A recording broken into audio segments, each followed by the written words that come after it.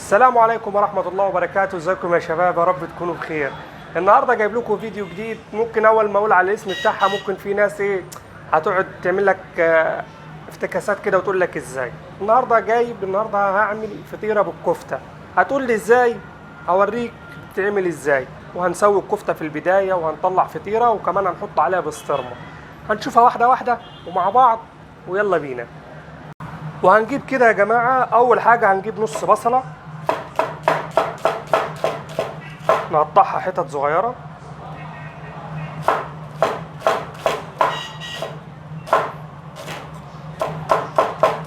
نحاول ننعمها على قد ما نقدر عشان خاطر تبقى معانا ناعمة وتستوي معانا بسرعة، عشان خاطر الكفتة احنا زي ما احنا عارفين الكفتة بتستوي بسرعة.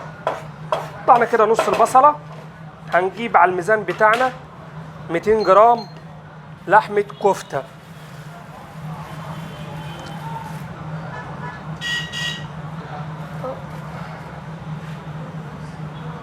كده يا جماعة 200 جرام كفتة ونص بصلاية. هنروح جايبين طاسة حاطين فيها شوية زيت زي ما انتوا شايفين كده، ونروح بيها على على النار.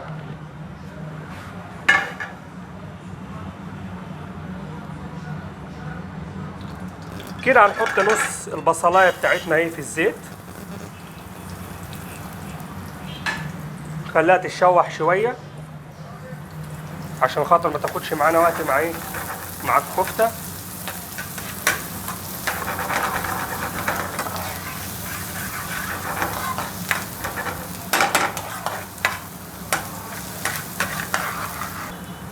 كده يا جماعة زي ما انتوا شايفين البصلة دبلت معانا شوية خليناها قيمة 5 دقايق على النار. هنسيبها كده ونروح جايبين الكفتة بتاعتنا ال 200 جرام اللي احنا قلنا عليهم، ونقلب واحدة واحدة واحدة واحدة. نوطي عليها النار سنة عشان خاطر ما تبوظش معانا الكفتة بتاعتنا.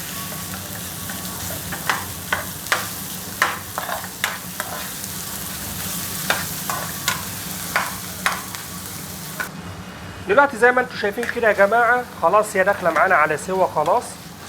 طبعا سيبناها بتاع 5 دقايق على النار. هنروح جايبين يا جماعة شوية توابل زي كده، كمون، فلفل اسود، بهارات لحمة، وماجي مطحون، دي عشان تدينا تست شوية في الكفتة. وطبعا الكفتة متبلة وكل حاجة، بس احنا بنزود ده عشان لما تخش الفطيرة يبقى طعمها معاك حلو. هنحطهم كده كلهم مع بعض ونروح مقلبينها.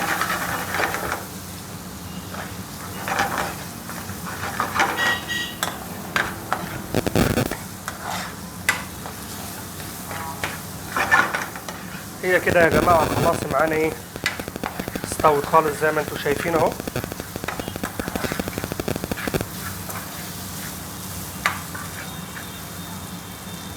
هنروح طافين عليها ونركنها على جنب.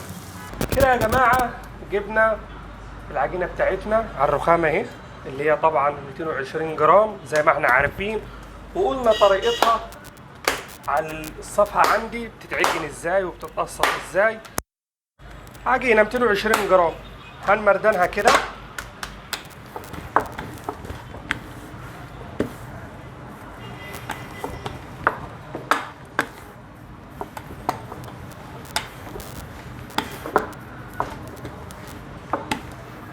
زي ما انتوا كده شايفين يا جماعة مردناها. دي طبعا كسرة فطير صغيرة من الشغل عشان محدش يفتكر حاجة، بس دي حتة فطيرة مستوية وعملت معانا كده. هنخليها قيمة 3-4 دقايق على الرخامة ونرجع نهويها. كده هنهويها يا جماعة زي ما هي دي، شلناها من على الرخامة وهنهويها واحدة واحدة. طبعا اللي عايز يتعلم التهوية ده حوارها حوار، ولازم واحد يكون على ايده. يا جماعة حوار التهوية ده حوار وحوار، عايز ممارسة وعايز تعليم، هياخد وقت بصراحة. فاللي قاعد في البيت يعملها بالنشابة أحسن. بنوعها على قد ما نقدر عشان تطلع معانا خفيفة ونحس بطعم الحشو بتاعنا فيها. بنهويها على قد ما نقدر. بس كده يا جماعه نروح منزلينها.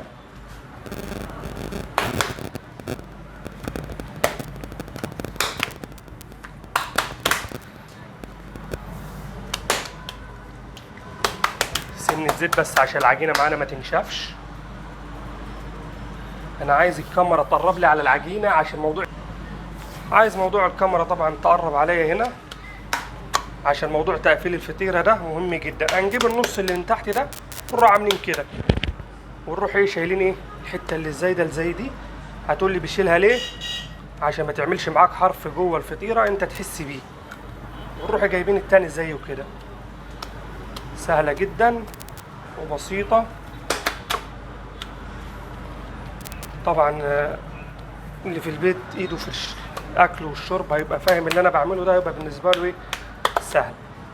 هنجيب بقى شويه جبنه موزاريلا كده براحتك بقى، 100 جرام 150 جرام مع 50 جرام جبنه رومي او 70 جرام جبنه رومي، مزاجك بقى، حط زي ما انت عايز، معلاش جرامات.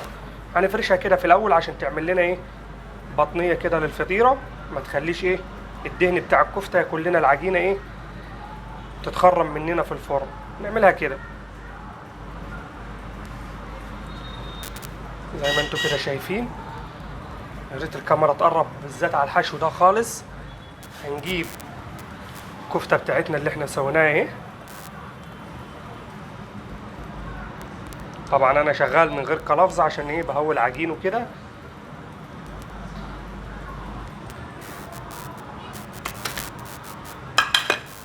هنجيب عليها شويه بسطرمه، شويه قليلين عشان خاطر ما نكترش في البسطرمه، عشان تبقاش معانا محدقه وتبقى معاك حادقه خالص.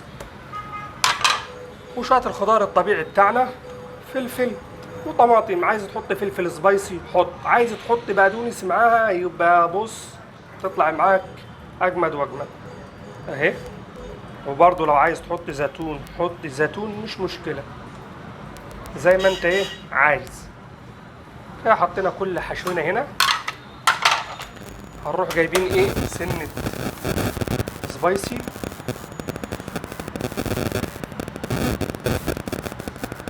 ونروح مقفلين. نجيب الجنب اللي على الشمال كده والجنب اللي على اليمين كده، ونروح شايلين الحرف ده برضو زي ما قلنا في البداية عشان ما تحسش وانت بتاكل في عروق في بقك من عروق العجين كده.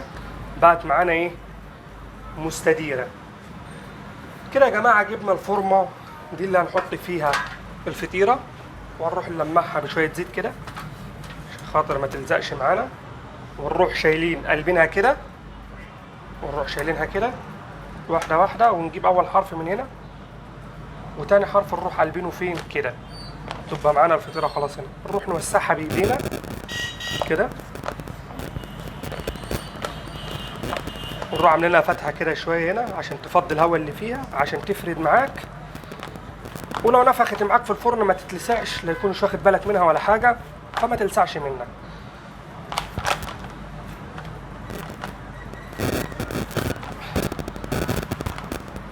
كده احنا خلصناها. نفرد حتة العجينة دي وهندخلها على التسوية ونوديها الفرن. بعد ما طلعناها من الفرن كده يا جماعة، طلع حتة بلحة بسم الله ما شاء الله. هنروح نعمل السنس اللي هو الأخير ده، سنة زبدة كده نلمع الفطيرة عشان تبقى معانا حلو. نبدأ نقطع كده يا جماعة.